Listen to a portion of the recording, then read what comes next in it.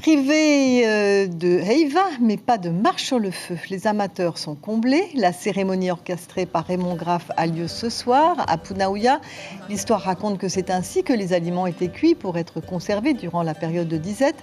Le tawa marchait alors sur les pierres chauffées pour vérifier la présence des esprits.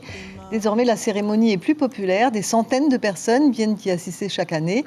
Alors David, est-ce que c'est le cas ce soir? Est-ce qu'il y a du monde? Bonsoir Brigitte. Eh bien, depuis cet après-midi, plusieurs personnes viennent au compte-gouttes ici autour de la scène que vous voyez derrière moi. Et maintenant, on est à 200 voire 300 personnes qui sont autour de cette scène juste là. Ce qu'il faut dire au niveau du Covid, c'est que les personnes sont plutôt sereines par rapport au Covid. Peu de masques portés, d'après ce qu'on a vu, peu de gestes barrières respectés également.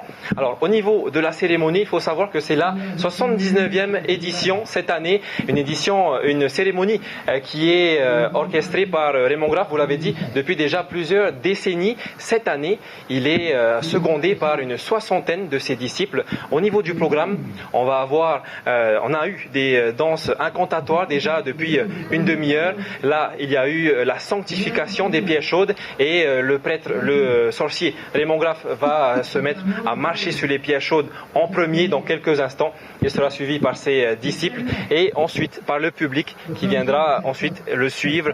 Il faut savoir que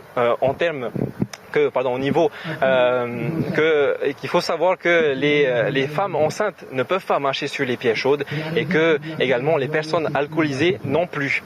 Petite dernière information, c'est que les personnes seront invitées à se rassembler autour du Umoti en fin de cérémonie pour pouvoir inhaler la fumée sacrée du Umoti et donc d'après le sorcier ça pourrait protéger du Covid-19.